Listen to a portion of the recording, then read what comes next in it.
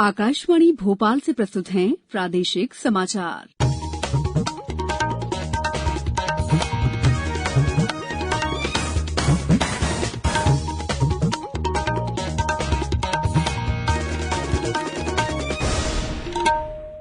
नमस्कार, समाचारों के साथ मैं दीपा सिंह। पहले मुख्य समाचार। प्रधानमंत्री नरेंद्र मोदी ने कहा, राष्ट्रीय शिक्षा नीति भारत को वैश्विक शिक्षा केंद्र के रूप में स्थापित करेगी। किसान सम्मान निधि में राज्य सरकार भी देगी 4,000 रूपये। अब प्रदेश के किसानों को मिलेंगे 6 की जगह 10,000 रूपये। केंद्रीय कृषि मंत्री नरेंद्र सिंह तोमर ने फिर कहा, कृषि विधेयकों से एमएसपी और मंडी की मौजूदा स्थिति पर कोई असर नहीं होगा। और प्रधानमंत्री आवास योजना से शहडोल जिले में 60,000 लोगों को हुआ फायदा। अब समाचार विस्तार से। प्रधानमंत्री नरेंद्र मोदी ने कहा है कि राष्ट्रीय शिक्षा नीति भारत को वैश्विक शिक्षा केंद्र के रूप में स्थापित करेगी और देश में नए अवसर उत्पन्न करेगी।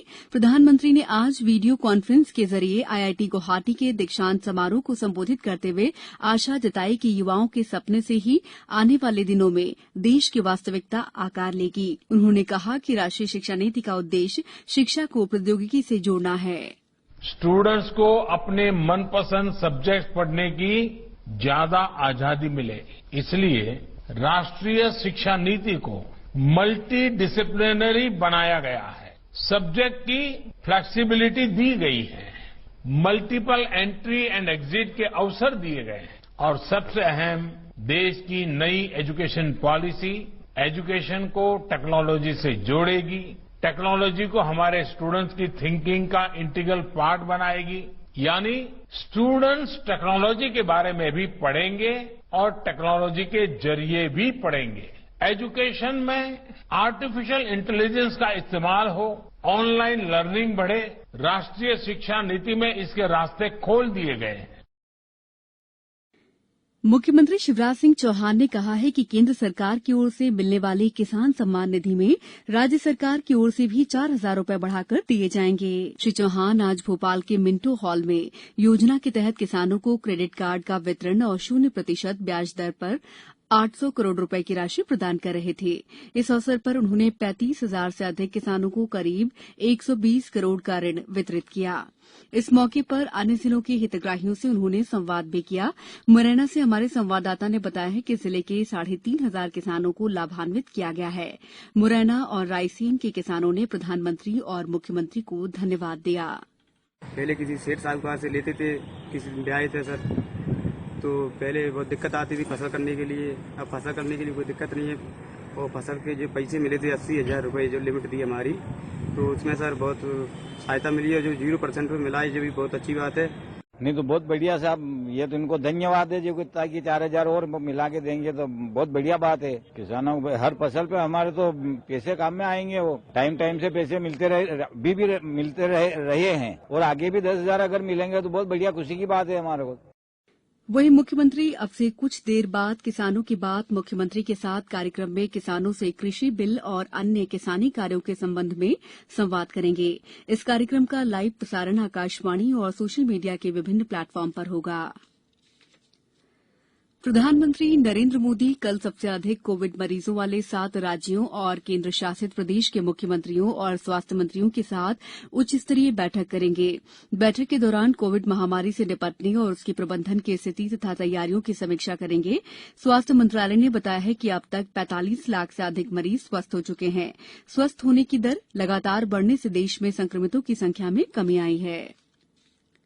प्रदेश में कोरोना के मरीजों के स्वस्थ होने की दर 77% से अधिक हो गई है। वहीं राज्य में मृत्यु दर भी घटकर 1.86% पर आ गई है। हालांकि राज्य में कोरोना संक्रमित लोगों की संख्या 1,10,000 से अधिक हो गई है। राजधानी भोपाल में आज 271 नए मरीजों का पता चला है। इसे मिलाकर अब तक जिले में संक्रमितों की संख्या बढ़कर 15,500 पहुंच गई है। उधर सबसे ज्यादा संक्रमित इंदौर जिले में 446 नए मरीज मिलने से जिले में संक्रमितों की संख्या 21,000 के करीब हो गई है। जबलपुर में 225 व्यक्तियों को डिस्चार्ज किया गया। वहीं जिले में 249 नए प्रकरण भी सामने आए। बड़वानी में 22, उमरिया में 37, छिंदवाड़ा में 49, अशोकनगर में 16, टीकमगढ़ जिले में 33 नए मामले सामने आए हैं। शहडोल में 89, नीमच में 11, सिवनी में 44, होशंगाबाद में 41 और कटनी में 14 नए संक्रमित मिले हैं। समाचारों में वक्त है ब्रेक का। ये समाचार आप आकाशवाणी भोपाल से सुन रहे हैं। हमारे समाचारों को अब आप कभी भी और कहीं भी अपनी सुविधा के अनुसार सुन सकते हैं। ये समाचार बुलेटिन YouTube, ट्विटर और फेसबुक पर AIR न्यूज भोपाल पेज पर सुने जा सकते हैं। इसके अलावा आप हमारी वेबसाइट newsonair.nic.com पर या AIR न्यूज ऐप पर भी समाचार सुन सकते हैं। ब्रेक के बाद समाचारों में आपका एक बार फिर स्वागत है। केंद्रीय कृषि मंत्री नरेंद्र सिंह तोमर ने कहा है कि कृषि से संबंधित विधेयकों से न्यूनतम समर्थन मूल्य या किसानों की उपज की सरकारी खरीद की प्रक्रिया पर कोई असर नहीं पड़ेगा। उन्होंने बताया कि सरकार ने पिछले 6 वर्षों में न्यूनतम समर्थन मूल्यों के भुगतान के हिस्से के रूप में किसानों को करीब 7 लाख करोड़ रुपए का भुगतान किया है, जो यूपीए सरकार के दौर में 2009 से 2014 तक भुगतान की गई राशि का लगभग दोगुना है। श्री तोमर ने कहा कि हाल में संसद में पारित कृषि संबंधी 2 विधेयकों का कृषि उपज विपणन समिति अधिनियम पर भी कोई असर नहीं पड़ेगा। उन्होंने बताया कि महामारी के प्रकोप के बावजूद इस साल 15% गेहूं अधिक खरीदा गया और किसानों को 75,000 करोड़ रुपए का भुगतान किया गया। आज विश्व गैंडा दिवस है। केंद्रीय सूचना और प्रसारण मंत्री प्रकाश जावड़ेकर ने अपने संदेश में कहा है कि पर्यावरण मंत्रालय ने भारत के एक सींग वाले गैंडों के लिए राष्ट्रीय संरक्षण रणनीति शुरू की है। उन्होंने कहा कि गैंडों के संरक्षण की पहल से चारागाह भूमि का प्रबंधन भी समृद्ध हुआ है। भारत में एक सींग वाले गैंडों की संख्या सबसे अधिक है। असम, पश्चिम बंगाल और उत्तर प्रदेश में एक सींग वाले 3,000 गैंडे हैं।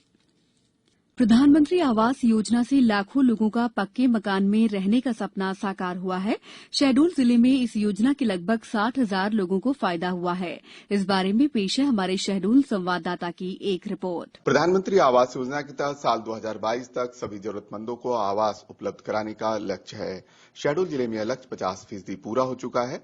अब तक 59,013 लोगों को आवास स्वीकृत किए गए हैं, जिसमें से 52,394 लोगों को आवास मिल चुका है। चौरी गांव के बृजमोहन साकेत बताते हैं कि उनके पास कच्चा मकान था, लेकिन प्रधानमंत्री आवास योजना से उनके पक्के मकान में रहने का सपना पूरा हुआ है। मेरा कच्चा मकान था जो आए दिन बरसात में चूता था, टपकता था, लेकिन प्रधानमंत्री आवास ग्रामीण की जानकारी मुझे लगी। मेरे पंचायत सचिव एवं सरपंच महोदय ने बताया कि हमारा नाम भी प्रधानमंत्री ग्रामीण आवास में है। उस दिन को याद करके, उस दिन को सुन के कि मुझे भी पक्का मकान मिलेगा। इसी तरह गुड़नभजन गांव के दयाशंकर कोल ने बताया कि उनकी कल्पना से परे पक्का मकान मिलने का उनका सपना पूरा हुआ है। वे इसके लिए प्रधानमंत्री नरेंद्र मोदी का आभार व्यक्त कर रहे हैं। क्या हुआ कि ग्राम प्रतिनिधि एवं सचिव के द्वारा ये जानकारी मिली कि हमें भी पक्का मकान मिल सकता है जिसमें हमारा नाम है, तो फिर उसके बाद हमें पक्का मकान मिला और उसमें अब हम रह रहे हैं। निपनिया गांव की महिला हितग्राही उषा नायर ने बताया कि पक्का मकान मिलने से उनकी सारी परेशानी दूर हो गई है। अब उनके बच्चे आराम से रहते हैं। जब से प्रधानमंत्री आवास योजना आई, उसमें मुझे प्रधानमंत्री आवास योजना में मुझे घर मिला। अब मेरे बच्चे खुशी से रहते हैं तथा मुझे रहने में कोई परेशानी नहीं जाती है। इसके लिए मैं प्रधानमंत्री जी का बहुत बहुत आभार व्यक्त करना चाहती हूँ। जिले में प्रधानमंत्री शहरी आवास योजना के तहत सैकड़ों हितग्राहियों को पक्का मकान उपलब्ध कराया गया है। 700 आवासों का निर्माण हो रहा है। साल 2022 तक 3,000 पक्का मकान बनाने का लक्ष्य है। प्रधानमंत्री आवास योजना में बैगा स्पेशल प्रोजेक्ट के तहत 5,454 हितग्राहियों को पक्का मकान मिल चुका है। वहीं हाल ही में आयोजित गृह प्रवेश कार्यक्रम के तहत 2,997 परिवार अपने नए घर में प्रवेश किए। आकाशवाणी समाचार के लिए शहडोल से मैं अरविंद पांडे। अब कुछ समाचार संक्षेप में।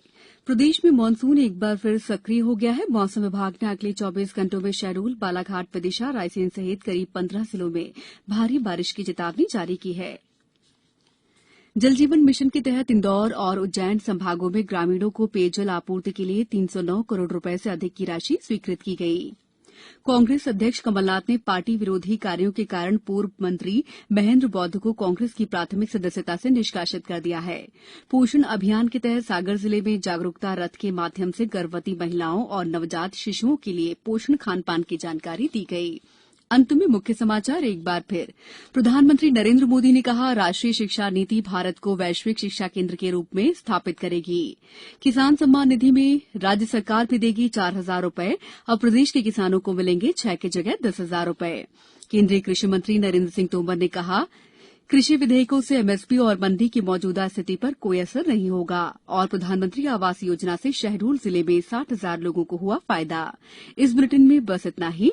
सतर्क रहिए, सुरक्षित रहिए और सुनते रहिए आकाशवाणी। नमस्कार।